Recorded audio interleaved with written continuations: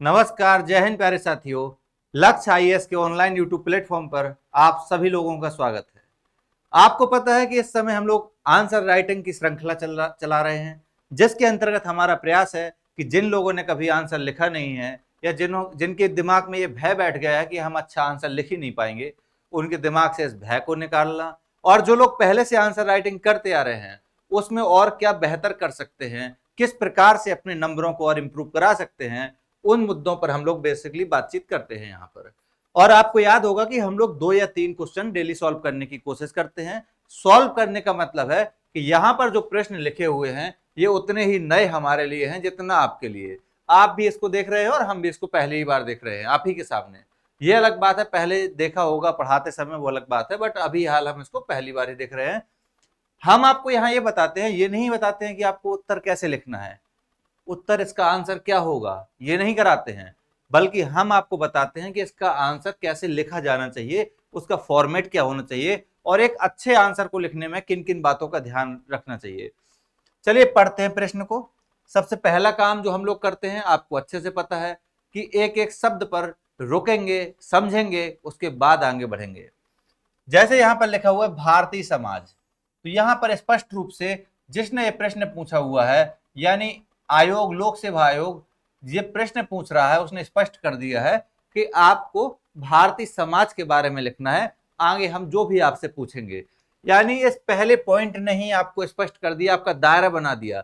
आप अमेरिका नहीं जा सकते हैं, आप यूरोप के बारे में नहीं लिख सकते हैं, आप अफ्रीका के बारे में नहीं लिख सकते हैं, आपको सिर्फ और सिर्फ यहाँ भारतीय समाज के बारे में लिखना है। इसीलिए पहला पॉइंट पढ़ना बहुत जरूरी होता है। तो भारतीय समाज में नव युवतियों में, अब नव युवती का मतलब क्या होता है? नव युवती का मतलब होता है महिलाएं, ठीक है। तो यहां पर ये वाक्य याद रखिएगा। यहां पर आप नव युवती लिखा हुआ है, इसका मतलब है यहां पर आप बच्चियों का जिक्र नहीं करेंगे, यहां पर आप पुरुषों का जिक्र नहीं करेंगे, यहां पर आप वृद्धों के बारे में नहीं लिखेंगे। आपका पूरा का पूरा फोकस किस पर होना है बता दिया है। तो 2 पॉइंट हम लोगों ने पढ़े हैं। पहला पॉइंट भारतीय समाज, जिसने हमें बता दिया कि हमारी कोई भी बात ऐसी नहीं होगी जो भारतीय समाज से अलग हो, हमको जो भी बात करनी है भारतीय समाज पर करनी है। दूसरे पॉइंट ने हमको बता दिया कि यहाँ नव युवतियों की बात होगी, महिलाओं की बात होगी, और यहाँ पर ना पुरुषों को आपको लाना है, ना थर्ड जेंडर की बात करनी है, ना ही बच्चों की बात करनी है, सिर्फ और सिर्फ यहाँ आपको नव युवतियों की बात करनी है। और किस मुद्दे पर बात करनी है? तो लिखा हुआ आत्महत्या, सुसाइड।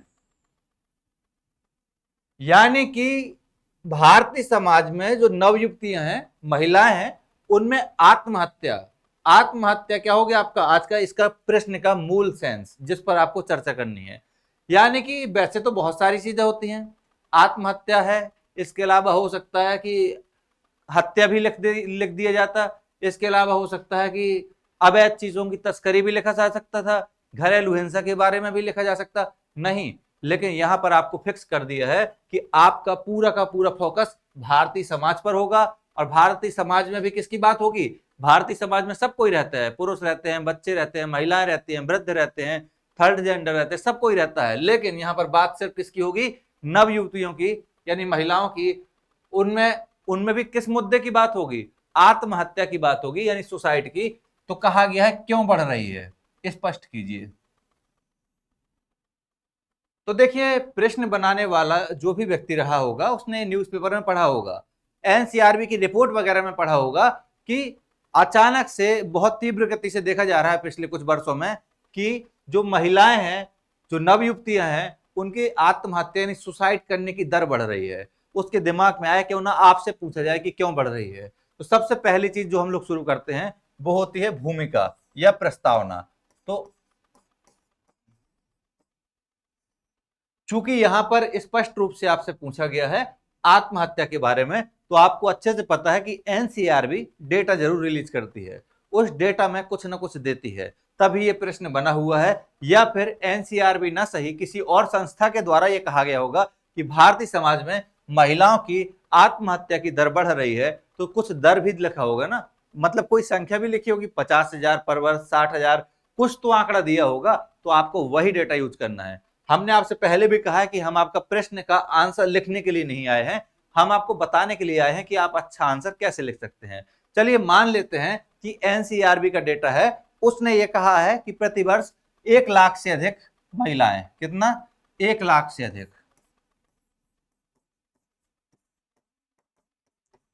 ये एग्जैक्ट एक्यूरेट डेटा नहीं है, हम आपको सिर्फ बता रहे हैं। स्पष्ट डेटा तो आप प्री क्वालिफाई किए हुए हैं, आपके पास होगा ही। और अगर आप प्रैक्टिस कर रहे हैं तो 2 मिनट का काम है, 30 सेकंड का काम है, सर्च कीजिएगा इस टॉपिक पर कि आत्महत्या की रेट क्या है महिलाओं में, डेटा आ जाएगा।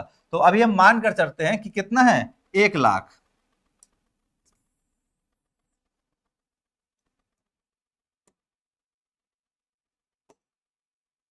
हाँ, तो हम लोग किसकी बात कर रहे हैं, भूमिका। और भूमिका में मान लिया हम लोगों ने कि आत्महत्या की दर क्या है, 1 लाख है। ये एनसीआरबी का डेटा है, नेशनल क्राइम रिकॉर्ड ब्यूरो का। अभी के लिए मान लीजिएगा ये सच नहीं है, लेकिन अभी मान लीजिए कि यही सच है। तो अब हम आपको इसलिए बता रहे हैं कि प्रस्तावना कैसे लिखेंगे। लिखने के तो बहुत सारे तरीके होते हैं, लेकिन जब ये कह दिया है उसने कि आत्महत्या का दर बढ़ रहा है, तो डेटा तो होगा, इतना निश्चित है। बेटर होगा कि इस भूमिका को आप डेटा से शुरुआत करें, यानी भूमिका में आप डेटा को लिखें। और डेटा ऐसा ही नहीं, डेटा आपके पास 2 होना चाहिए। अगर आज का डेटा है तो आज से 10 वर्ष पहले का भी डेटा होना चाहिए। मान लीजिए कि अभी आत्महत्या का दर 1 लाख है, लेकिन आज से 10 वर्ष पहले ये आंकड़ा लगभग 50,000 था। तो अगर कहा जाएगा कि आप कहेंगे कि पिछले 10 वर्षों में 50% की वृद्धि हुई, हमने आपको समझाया है, जो भी डेटा होगा उसके अकॉर्डिंग आपको लिखना है। अब अगर हमको भूमिका लिखनी है तो हम क्या लिखेंगे, हम लिखेंगे कि एनसीआरबी के डेटा के अनुसार या एनसीआरबी की रिपोर्ट के अनुसार यह देखने को मिला है कि बीते 1 दशक में यानी 10 वर्षों में महिलाओं में आत्महत्या के दर में अप्रत्याशित वृद्धि हुई है, और यह वृद्धि 50% से अधिक देखने को मिली है। वर्ष 2025 में आत्महत्याओं का दर 1 लाख आत्महत्याएं प्रति वर्ष है। तो हमने डेटा का यहां क्या कर दिया, यूज कर दिया। लेकिन मानकर चलिए आपके पास डेटा नहीं है, तो क्या करेंगे, डेटा नहीं है तो क्या करेंगे, तो फिर आप अपना दिमाग यूज करेंगे। लिखना तो यहां पर हमको प्रस्तावना है, तो सीधे हम लोग लिखेंगे कि भारतीय समाज में वर्तमान समय में यह देखा जा रहा है कि अचानक से या बीते 1 दशक में देखा जा रहा है कि महिलाओं में आत्महत्या का दर बहुत तेजी से बढ़ रहा है। इसके पीछे हालांकि बहुत सारे कारण जिम्मेदार हैं, लेकिन इस प्रकार से हमारे ये आत्महत्याएं, बढ़ती आत्महत्याएं हमारे समाज के लिए चिंता का विषय है। ये प्रस्तावना में आपने लिख दिया। नहीं लिखना ये वाली, कुछ और लिखेंगे कि भारतीय संस्कृति जो कि प्राचीनतम भारतीय संस्कृति जो कि विश्व की प्राचीनतम संस्कृति में से एक है। भारतीय समाज में जहां महिलाओं को उच्च स्तर का दर्जा दिया जाता है, लेकिन वास्तविकता इससे अलग है। उसी का कहीं ना कहीं परिणाम है कि आज हमारे समाज में महिलाओं में आत्महत्या का दर या आत्मदाह का दर तेजी से बढ़ रहा है। यह आपकी प्रस्तावना होगी। नहीं लिखना, और कुछ लिखेंगे कि विश्व के सभी समाजों में कुछ अच्छाई तो कुछ बुराई होती है, लेकिन भारतीय समाज में अचानक से एक पैटर्न देखने को मिल रहा है कि महिलाओं में आत्महत्या का दर बढ़ गया है। चूंकि 150 वर्ड में यहां लिखना है, 150 शब्द, अब 150 शब्दों में लिखना है तो कितना लिख देंगे प्रस्तावना, 30-35 वर्ड बहुत होता है। 30-35 वर्ड 150 शब्द में लिखना है तो 30-35 वर्ड की प्रस्तावना लिख लीजिए। उम्मीद करते हैं प्रस्तावना आपको समझ में आ गई होगी। हमने आपको 4-5 तरीके बता दिए हैं। पहला तरीका है डेटा। आप लिखेंगे बीते 1 दशक में यह देखा गया है कि महिलाओं में आत्महत्या का दर 50% से भी बढ़ गया है, जो भारत के लिए या हमारे समाज के लिए चिंता का विषय है। ठीक है, दूसरा क्या लिख सकते हैं, दूसरा लिख सकते हैं भारतीय समाज में, भारतीय संस्कृति में जहां महिलाओं को एक उच्च स्तर का दर्जा प्रदान किया जाता है, वहीं लगातार बढ़ती हुई आत्महत्याओं की दर भारतीय समाज के लिए एक चिंता का विषय बना हुआ है। अब लिखेंगे मिडिल पार्ट यानी मुख्य भाग।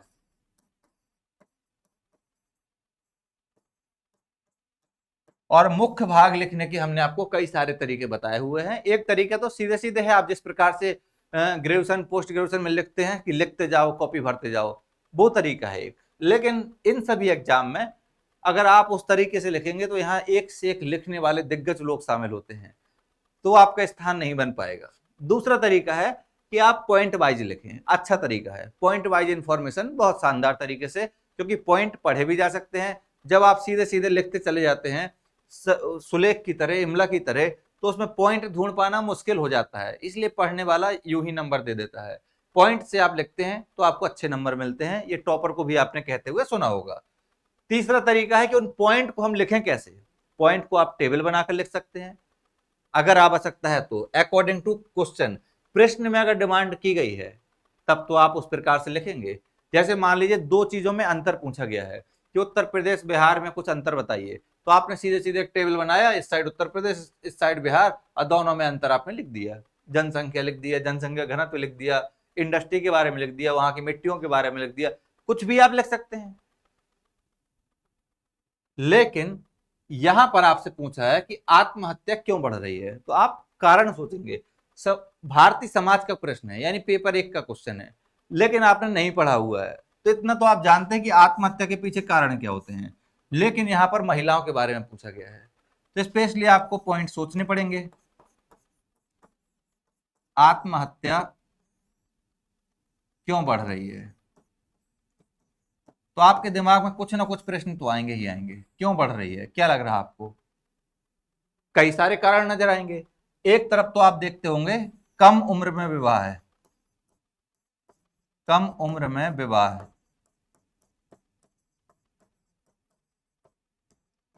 हालांकि बाल विवाह भारत में पूर्ण रूप से प्रतिबंधित है और बहुत सख्त कानून भी है इसके लिए, लेकिन फिर भी आप देखते होंगे दूर दराज के गांव में या बहुत सारे ऐसे आपको मामले देखने को मिलते होंगे जहां बच्चियों की शादी बहुत कम उम्र में कर दी जाती है।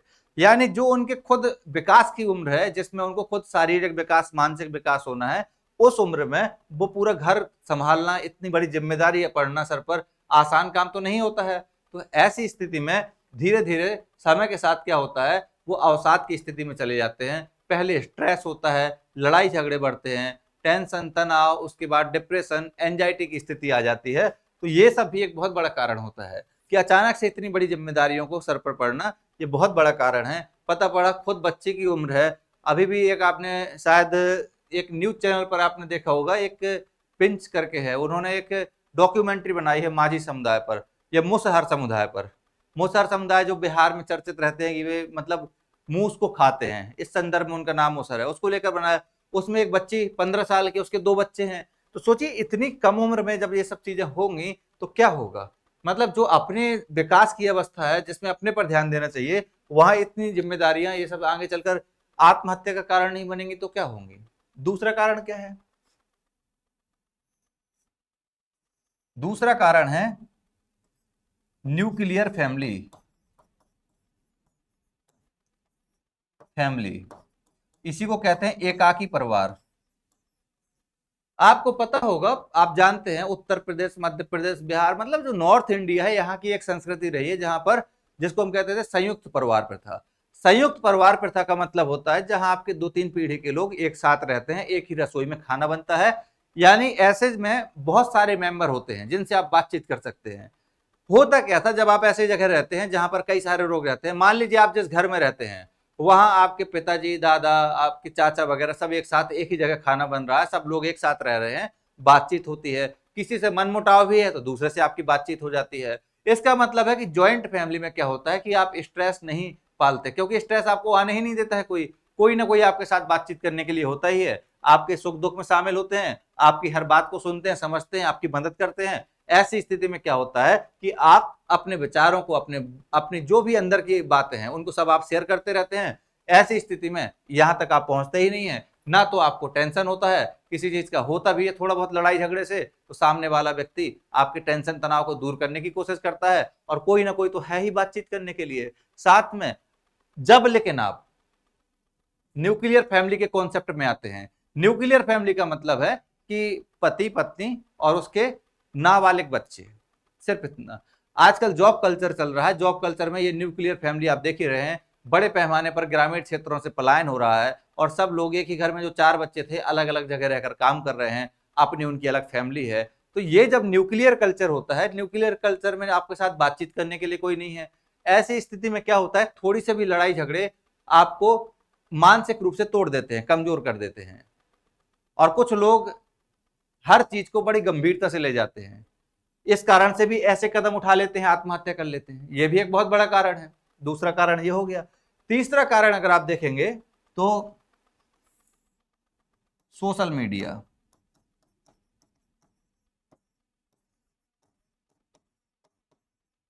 Social media.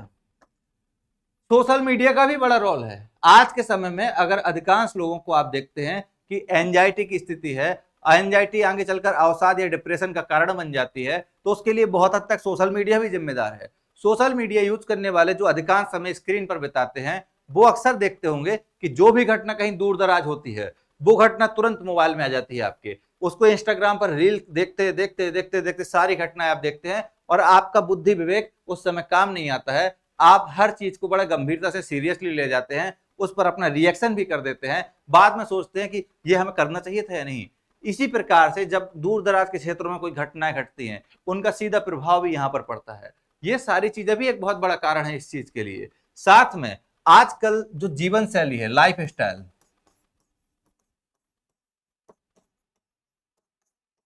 जीवन शैली का मतलब है एक लाइफ स्टाइल होती थी कि सुबह से उठकर टहलना, काम काज करना। तो इससे क्या होता था, शारीरिक विकास भी होता था, मानसिक रूप से जो लोग डिप्रेस्ड आज हो जाते हैं वो एकदम खुशहाल रहते थे, कोई समस्या नहीं होती थी। लेकिन आज की जीवन शैली में हर तरफ प्रदूषण है, हर तरफ पॉल्यूशन आप दिखाई देता होगा, चाहे वो वायु प्रदूषण हो, चाहे ध्वनि प्रदूषण हो। इस कारण से भी ये सारी समस्याएं बढ़ रही हैं। ये सभी कारण आप देखेंगे, कारण होने के लिए तो बहुत से हैं, जैसे आधुनिक जीवन शैली अपनाना।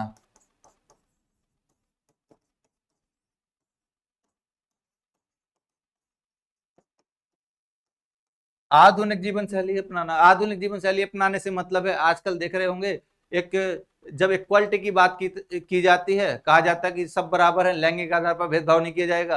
तो भाई पुरुष अगर शराब की दुकानों में लाइन लगाते हैं, तो महिलाएं क्यों नहीं लगा सकती हैं? किटी पार्टी जैसे छोटे छोटे कॉन्सेप्ट आ गए हैं। घर में माता पिता दोनों जॉब के लिए जाते हैं, बच्चे अकेले यूं ही पड़े रहते हैं, यूं ही उनकी परवरिश हो जाती है। तो ये सारी चीजें, बहुत सारी चीजें हैं जो आत्महत्या के लिए जिम्मेदार हैं। अल्टीमेट कोई व्यक्ति आत्महत्या करता क्यों है, इसके पीछे आपको तुरंत दिमाग में आएगा कि कोई व्यक्ति जब इतना अधिक परेशान हो जाता है कि उसको लगता है कि अब कुछ नहीं है मेरे आसपास और कोई मेरा नहीं है, तब वो इस प्रकार के कदम उठाता है। तो यहाँ पर पूछा गया है मुख्य रूप से नव युवतियों के बारे में। तो इसके पीछे सबसे बड़ा कारण तो हमको नजर आता है कम उम्र में जो विवाह है। इसके बाद भी दूसरा कारण होता है विवाह के बाद की स्थिति, यानी जिसमें घरेलू हिंसा होती है या दहेज के लिए उत्पीड़न किया जाता है। ये सभी बहुत बड़े कारण हैं। मान लीजिए किसी किसी को लगातार इस बात के लिए टॉर्चर किया जाए कि विवाह के समय दहेज नहीं दिया या फिर और अधिक रुपए मांगो, इस तरह की चीजें अगर जब होती हैं, तो उसका सीधा सीधा इम्पैक्ट किस पर पड़ता है? दिमाग पर। और यही चीजें जब रोज रोज आपके साथ घटित होंगी, तो अल्टीमेट आपको यही एक रास्ता नजर आएगा। तो यहाँ पर यही कहा गया कि हमारे समाज में ऐसा क्यों हो रहा है कि महिलाएं आत्महत्या की ओर प्रेरित हो रही हैं। यानी आपसे सीधे सीधे पूछ लिया गया कि बताइए भाई क्यों ऐसा हो रहा है कि महिलाएं आत्महत्या के लिए प्रेरित हो रही हैं। तो आपको सीधे सीधे कहना है कि अगर हम देखें तो बीते एक दशक में जिस प्रकार के परिवर्तन हुए हैं, उसका एक दुष्परिणाम इस रूप में भी सामने आया है कि भारतीय समाज में महिलाएं लगातार आत्महत्या करती जा रही हैं, आत्महत्या की दर बढ़ रही है। उसके पीछे अनेक कारण जिम्मेदार हैं, जैसे कम उम्र में विवाह। कम उम्र में जब विवाह किया जाता है, समझदारी होती नहीं है, साथ में अपने शारीरिक और मानसिक वृद्धि विकास की उम्र में बच्चों का पालन पोषण करना होता है, एक परिवार की जिम्मेदारी आ जाती है, उससे मानसिक स्ट्रेस होता है। स्ट्रेस यही आगे जाकर किसमें डिप्रेशन का कारण बनता है, और यही डिप्रेशन आपको सुसाइड की ओर ले जाता है। साथ में न्यूक्लियर फैमिली, यानी पहले जो ज्वाइंट फैमिली होती थी, ये ज्वाइंट फैमिली कल्चर में आपके आसपास कोई ना कोई रहता था जो आपकी बात सुनता था, जो आपकी बात समझता था। चाहे एक दो लोगों से झगड़े भी हो जाते थे, तब भी कोई ना कोई ऐसा होता था जिससे आप बातचीत कर सकते थे, और आपके साथ कोई ना कोई रहता था, आप अकेले रहते ही नहीं थे उस समय। उस कारण से आपके सारे टेंशन तनाव सब दूर रहते थे। लेकिन न्यूक्लियर फैमिली के कॉन्सेप्ट में क्या हुआ कि लोग अपने घर से पलायन कर गए हैं, बाहर जॉब के चक्कर में या अन्य किसी कारणों से, जैसे शिक्षा के लिए, जॉब के लिए। जब ये पलायन कर जाते हैं तो वहां पर कौन होता है? पति पत्नी, उनके नाबालिग बच्चे, बेसिकली यही लोग होते हैं, इन्हीं को हम न्यूक्लियर फैमिली कहते हैं। उस स्थिति में क्या स्थिति होती है कि अगर कोई भी टेंशन तनाव हुआ, किसी भी बात पर झगड़ा हुआ, तो सीधे यही एक रास्ता नजर आता है। तीसरा क्या हुआ? Social media. सोशल मीडिया ने आपको एग्रेसिव बना दिया है और इंस्टेंट यानी त्वरित फैसला लेने वाला बना दिया है। आप सुनते नहीं है किसी की, पेशेंस आपके अंदर खत्म होता जा रहा है। थोड़े थोड़े से जो बात पर झगड़े होते हैं, उस कारण से भी इस प्रकार के लोग कदम उठा लेते हैं। जीवन शैली भी बहुत बड़ा कारण है। आधुनिक समाज में जिस प्रकार से जीवन शैली में परिवर्तन हुआ है और लोग मॉडर्न बनने के चक्कर में नशे की ओर जा रहे हैं, या फिर अन्य प्रकार के मादक पदार्थों का सेवन कर रहे हैं, उन सब से भी ये सभी कारण हो रहे हैं।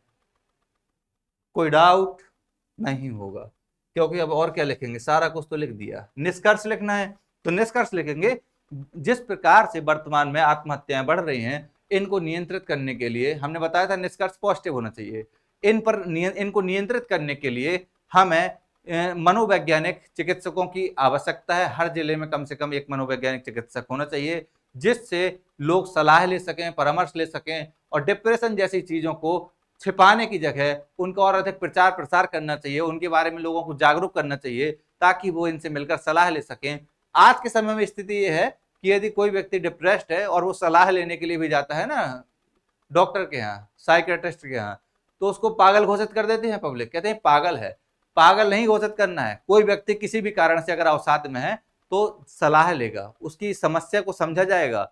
आज ये देखिए सबसे बड़ी समस्या क्या होती है कि अगर शरीर पर कोई जख्म है तो वो दिखाई दे रहा है, दिमाग पर कोई जख्म है अंदरूनी मानसिक रूप से, वो दिखाई नहीं दे रहा है। तो इसके लिए भी डॉक्टर हैं जो इसकी पढ़ाई करते हैं, जो आपको समझते हैं, वो उनसे बातचीत करके आपकी समस्या का हल हो सकता है। तो ये सारी चीजें हमको ऐड करनी है वहां पर, समझ में आ रहा है। और रिहैब सेंटर भी बनाना चाहिए, अगर कोई गलत हैबिट में है तो उसके लिए रिहैब सेंटर, पारिवारिक झगड़े वगैरह हैं इसके लिए कानून बने हुए हैं, उनका उपयोग करना चाहिए, या उनके उपयोग को लेकर भी जागरूकता फैलानी चाहिए। समझ में आ रहा है। महिला सशक्तिकरण केंद्र स्थापित करने चाहिए, बस और क्या करेंगे ये सब। ठीक, अगला देखिए,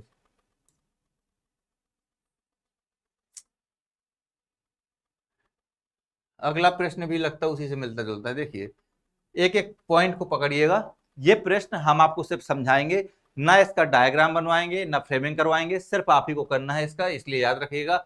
ये सब बिल्कुल बेसिक से प्रश्न है, जिन सब चीजों से आप घिरे हुए हैं उसी पर आधारित प्रश्न है। बच्चों को दुलारने की जगह अब मोबाइल फोन ने ले ली है। देखिए क्या कितना अच्छा प्रश्न बनाया है। बच्चों को दुलारने की जगह अब मोबाइल फोन ने ले ली है, बच्चों के सामाजिकरण पर इसके प्रभाव की चर्चा कीजिए। यानी ये कहा जा रहा है, ज्यादा सोचिए नहीं, इतना समझिए सिर्फ कि आजकल अपने आसपास आप देखते होंगे जो छोटे छोटे बच्चे होते हैं, जब वो खाना नहीं खाते हैं तो उनके माता पिता फटाक से एक मोबाइल ला कर देते हैं, लो लो बाबू मोबाइल चलाओ, तुम गेम खेलो इसमें, है ना। तरह तरह के गेम आते हैं, कार्टून आते हैं, उसको देखते देखते बच्चा खाता है। और आप अगर बीच में खाना खाते समय उससे मोबाइल फोन ले लेंगे ना, इमरजेंसी कॉल भी आ रही होगी, तो वो वहीं पर खाना फेंक देगा, खाना छुएगा ही नहीं। तो यही कहा जा रहा है कि बच्चों को दुलारने की जगह अब मोबाइल फोन ने ले ली है। माता पिता के पास समय बचा नहीं है, क्यों, कहां से होगा समय, उनको भी तो मोबाइल फोन चलाना है अपना, तो बच्चे को दे देते, बाबू तुम चलाओ। इधर कहते हम भी चला रहे हैं अपना, इंस्टाग्राम चल रहा है, फेसबुक चल रहा है, व्हाट्सएप चल रहा है, कोई दिक्कत नहीं। लेकिन इसका परिणाम क्या हुआ, इसका दुष्परिणाम यही तो कहा गया है कि बच्चों को दुलारने की जगह, पहले जो छोटे छोटे बच्चे होते थे, ज्वाइंट फैमिली में आप देखते होंगे अगर रहे हैं तो आपको अच्छे से पता होगा कि वहां पर जब बच्चा खाना खाता था, एक बार में नहीं खाते हैं, छोटे छोटे बच्चे भागा दौड़ी करते हुए खाना खाते हैं, एक बार में वो कोई खाना नहीं खाते हैं। तो उस समय आप देखते होंगे दादी होंगी तो वो क्या करती होंगी कि एक टुकड़ा खाया, उसके बाद बच्चा दौड़ लगाता है, टहलता है, फिर आता फिर खाता। यानी वो एक रोटी ही खानी है उसको, लेकिन उस एक रोटी खाने में उसको आधा घंटा का समय लगता था। तो इसके लिए क्या चाहिए, पेशेंस। क्यों, क्योंकि बच्चा है इधर उधर घूम रहा, फिर एक और खा रहा, फिर घूम रहा, फिर खा रहा, तो आपको बैठना पड़ेगा ना एक जगह, खिलाना पड़ेगा। तो अभी की जनरेशन जो मोबाइल फोन वाली जनरेशन है, इसको छोड़ दीजिए, इसके पहले की जो जनरेशन थी, वो लोग ये काम भली भांति करते थे, उसको एक एक निवाला खिलाते थे आराम से, उसको कुछ भी होता था, अगर रोता था तो उसको खिलाते थे, कहानी सुनाते थे। इन सब चीजों का उसके दिमाग पर बहुत अच्छे अधिक पॉजिटिव इम्पैक्ट पड़ता था, उसका बुद्धि विवेक आगे चलकर उसको इसका बहुत बेनिफिट मिलता था। लेकिन अब क्या है, बच्चा रोया मोबाइल फोन पकड़ा दिया, हाई स्पीड डेटा के साथ, लो बाबू देखो जो मन करे। तो वो आजकल को जो बच्चा 5 साल का होता है, इतना हाईटेक होता है, हम लोग नहीं जानते हैं, वो चीजें जानता है। लेकिन इसका नेगेटिव इम्पैक्ट क्या हुआ, आपने उसके बुद्धि विवेक को सबको संकुचित कर दिया। अब वो सिर्फ मोबाइल फोन का प्रोडक्ट बचा, मोबाइल जितना उसको दे देगा उतना वो ग्रहण कर लेगा, उसके सोचने समझने की क्षमताएं वैसे कम हो चुकी हैं। तो बच्चों को दुलारने की जगह मोबाइल फोन ने ले ली है। एक ही सेंटेंस में उसने ये कहा है कि अब बच्चों को उस प्रकार से दुलार नहीं मिलता है। दुलार का मतलब क्या होता है, दुलार का मतलब होता है कि बच्चे के साथ खेलना कूदना, बातचीत करना, उसको किस्से कहानी सुनाना, ये सब चीजें होती हैं। तो इसकी जगह किसने ले ली है, मोबाइल फोन ने ले ली है। इतना ही नहीं, मोबाइल फोन में एआई के माध्यम से बच्चों को कहानियां भी सुना दी जाती हैं। अब कितना अच्छा सिस्टम हो गया, इंसान कुछ करना ही नहीं चाहता। बच्चों के सामाजिकरण पर, बच्चों के सामाजिकरण का मतलब है कि हम लोग समाज के लिए हैं, समाज में रहते हैं। अगर हम समाज के लिए नहीं हैं तो या तो दो ही कारण हो सकते हैं, या तो अरस्तु ने कहा था ना कि या तो वो व्यक्ति ईश्वर होगा या फिर इंसान नहीं होगा, कम से कम जानवर होगा। क्योंकि इंसान होने की ही शर्त है कि आपको समाज के साथ रहना पड़ेगा। तो यहां पर पूछा है कि सामाजिकरण पर इसका प्रभाव क्या पड़ा, तो सामाजिकरण पर देख लीजिए, आजकल जो बच्चे हैं वो बचपन से ही इतने अधिक ज्ञानी होते हैं कि किसी की बात सुनते नहीं है, रिस्पेक्ट करना एकदम गायब होता जा रहा है। हालांकि ये पूछा है सामाजिकरण पर प्रभाव, ये मत समझिएगा कि सभी लोग ऐसे होते हैं, सभी बच्चे ऐसे होते हैं। हम सिर्फ इतना बता रहे हैं कि मोबाइल फोन यूज करने वाले जो बच्चे हैं, जिनकी परवरिश में अधिकांश समय मोबाइल फोन उनके हाथ में रहा, उनकी यहाँ बात की जा रही है। उनको दरअसल लोगों से अटैचमेंट नहीं होता है, और ये बात सच भी है। आज भी आप देख लीजिए, आपके आसपास कोई बैठा होता है, कितना भी अच्छा मित्र क्यों ना हो, आपकी नजर मोबाइल फोन पर होती है। जब आपकी होती है तो बच्चों पर क्या होगा, कोई आया तो बच्चे बस मोबाइल फोन में लगे हुए हैं।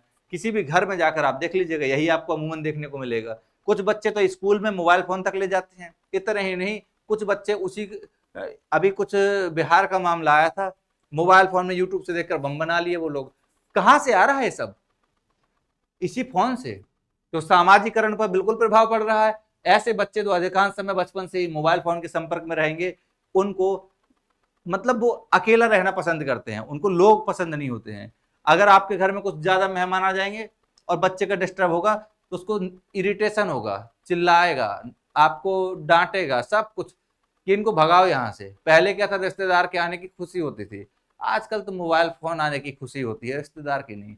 ये सारी चीजें हैं जो मॉरल वैल्यू समाज सिखाता था। समाज भी हमारा बहुत बड़ा गुरु है, टीचर है। समाज हमको बहुत कुछ सिखाता है, क्या अच्छा है क्या नहीं है, कैसे करना चाहिए। ये सारी चीजें सीखने के लिए अब समय ही नहीं है। साथ में बच्चे का ब्रेन डेवलप तो हुआ नहीं है, और ऐसा अनडेवलप्ड ब्रेन में क्या होता है, जब मोबाइल फोन के संपर्क में आता है तो वो इंस्टेंट रिएक्ट करने लगता है। मतलब उसने अगर देखा कि सब जगह मारकूट हो रही है, ये बहुत अच्छी बात है, तो उसके दिमाग में वही भर जाएगी। अगर उसको लगा कि ये सब मतलब किसी भी चीज से बचने का अच्छा है, मान लीजिए आप बहुत देख रहे होंगे बच्चों में सुसाइड का दर भी बढ़ रहा है, बच्चों में भी यही समस्या उत्पन्न हो रही है, क्योंकि वो बता नहीं पाते हैं किसी से। साथ में अगर उनको कोई समस्या आती है तो खुद में ही अंदर टूटते रहते हैं, और उसका सॉल्यूशन मोबाइल फोन में खोजते हैं। तो ये सारे कारण है, ये सब अच्छा प्रश्न है, इसका कोई बताने की आवश्यकता है नहीं। उम्मीद करते हैं कि आप इसको हल कर लेंगे, और बहुत आसान है, इसको जरूर लिखिएगा। जब भी देखिएगा यूट्यूब पर तुरंत लिखिएगा, और टेलीग्राम पर जाकर, जिसका लिंक इसी में दिया हुआ होता है, उस पर जाकर आप इसको जरूर सेंड कर दीजिएगा। बेहतरीन प्रश्न है, बहुत अच्छा प्रश्न है। कोई भी प्रश्न टफ नहीं होता है, बस समझने की देर होती है। अगर आपने प्रश्न को समझ लिया तो हर प्रश्न बहुत अच्छा है। और ये तो वास्तव में बहुत अच्छे प्रश्न है, दोनों ही प्रश्न, इसके पहले वाला भी और ये वाला भी समाज से संबंधित है। यहाँ बच्चों की समस्याएं पूछी गई हैं कि बच्चे के सामाजिक विकास पर मोबाइल फोन का क्या प्रभाव पड़ता है। दूसरा पूछा गया था कि महिलाओं की आत्महत्या की दर क्यों बढ़ रही है। तो उम्मीद करते हैं ये दोनों प्रश्न आपको समझ में आ गए होंगे, और इसकी प्रैक्टिस लगातार करते रहिएगा। और मिलते हैं अगले वीडियो में कुछ नए प्रश्न के साथ। तब तक के लिए जय हिंद, जय भारत।